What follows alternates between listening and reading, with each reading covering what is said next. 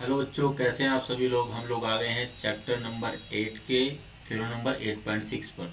बहुत आसान है। सबसे पहले थ्योरम को समझते। थ्योरम क्या दी गई है।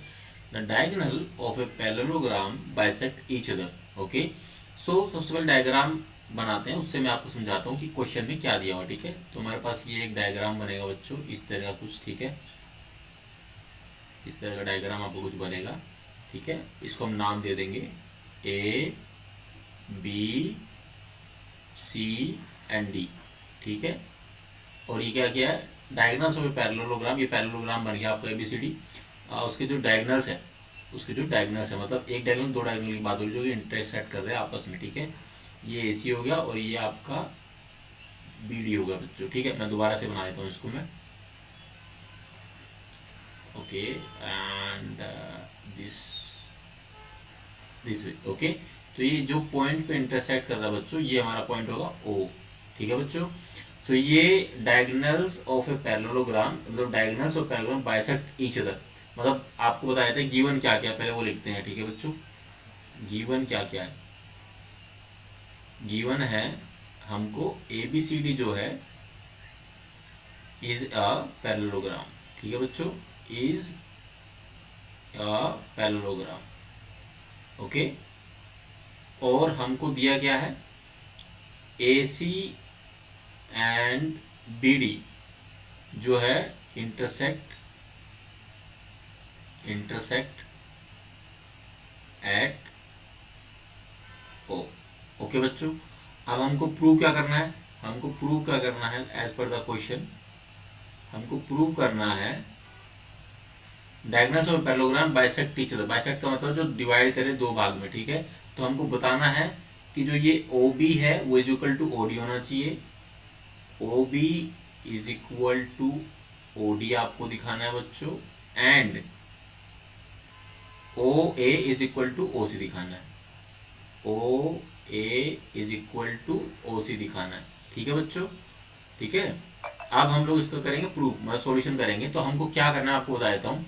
हमको ये इक्वल टू ये दिखाना है बच्चों, और ये इक्वल टू ये साइड इक्वल टू ये साइड दिखानी है। ठीक है, अब हम लोग ये दो ट्रायंगल अगर ले लें तो हमारा ये काम बन सकता है। हम दो ट्रायंगल को लेंगे एंड हम उनको कॉन्ग्रुएंट प्रूव करेंगे, देन बाय सीबीसीटी हम लोग ये प्रूव कर सकते हैं। तो चलिए क्या करते हैं। In triangle A O B, ठीक है बच्चों, and triangle C O D. ठीक है बच्चों, अब हम लोग क्या करेंगे। हम लोग सबसे पहले हम देखते हैं कि जो ये वाला एंगल है, ये वाला एंगल, ठीक है, इसको मैं नाम देता हूँ 1। ठीक है, और ये वाला एंगल जिसको हम नाम देंगे 2। तो बच्चों ये आपके इक्वल होंगे, कैसे होंगे वो आपको बता देता हूँ। ठीक है, कुछ इस तरह से आपका है। ठीक है, उसमें ये एंगल और ये एंगल की बात हो रही है। ठीक है, ये ट्रांसवर्सल है, दो लाइन है, तो इसके जो अल्टरनेट इंटीरियर एंगल होंगे जहां पर ये जेड शेप बनता है, इंटीरियर एंगल जो इक्वल होते हैं बच्चों। ठीक है, सो एंगल 1 आपका इक्वल होगा एंगल 2 के। कैसे होगा, अल्टरनेट इंटीरियर, मैं शॉर्ट फॉर्म में लिख रहा हूं, आपको अच्छे से लिखना है। ठीक है, इंटीरियर एंगल्स। ठीक है बच्चों, नाउ जो आपका ये ए बी है, जो ए बी है वो इक्वल टू क्या होगा, डी सी होगा या सी डी होगा। कैसे होगा बच्चों, वो आपका बताता हूं अभी कैसे होगा, क्योंकि पैरेललोग्राम की जो अपोजिट साइड होती है वो इक्वल होती है। A B is equal to होगा डी सी या सी डी, जो भी आपको लिखना है। ठीक है, अपोजिट रीजन लिखेंगे, opposite sides of a parallelogram are equal. ठीक है बच्चों, बहुत आसान क्वेश्चन है, ना समझ में आए तो आप कमेंट सेक्शन में पूछ सकते हो। ठीक है, अब सिमिलरली ये वाला एक एंगल जो होगा, ये एंगल 3 हम इसको नाम देंगे, और ये एंगल आपका 4 होगा। ठीक है बच्चों, सो एंगल 3 जो है आपका इज इक्वल टू होगा एंगल 4 के। समझते हैं कैसे होगा। अब क्या है कि कुछ इस तरह से है। ठीक है, सो जो ये वाला आपका एंगल है वो इस एंगल के, आप देखोगे तो कुछ इसी तरह से बना हुआ है जेड शेप में। ठीक है, तो वो इसके बराबर होगा। ठीक है, अब ये क्या हो गया, अल्टरनेट इंटीरियर एंगल। रीजन क्या होगा, अल्टरनेट इंटीरियर एंगल्स। ठीक है बच्चों, ओके। नाउ अब हमने क्या किया है, ये आपका एंगल है, ये आपका साइड है, ये आपका एंगल है। सो ट्रायंगल ए ओ बी, ठीक है बच्चों, पैरेलल होगा, सॉरी कॉन्ग्रुएंट होगा ट्रायंगल सी ओ डी के।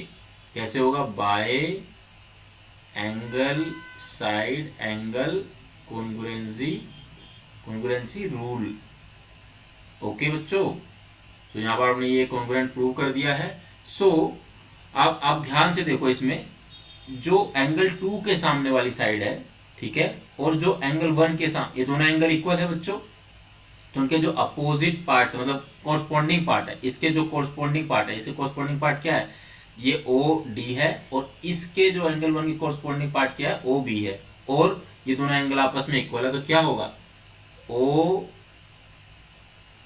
डी या O B is equal to आपका होगा ओ डी बच्चों। कैसे होगा, by C P C T, corresponding parts of congruent triangles. ठीक है बच्चों, सिमिलरली क्या होगा, एंगल 3 के सामने ये है ओ ए, ठीक है, और एंगल 4 के सामने है ओ सी। समझ गए आप लोग, तो ये भी इक्वल है, और कोरस्पॉन्डिंग पार्ट्स होंगे तो ये भी क्या होगा, इक्वल होंगे। So O A is equal to O C बच्चों। कैसे होगा, by C P C T. Okay, so यहीं पर ये थ्योरम प्रूव होती है। ठीक है बच्चों, अगर इस थ्योरम में आपको कोई भी डाउट है, कोई भी क्वेश्चन है, कोई भी क्वेरी है, so please you may ask your questions in the comment box, and definitely I will try to answer the same.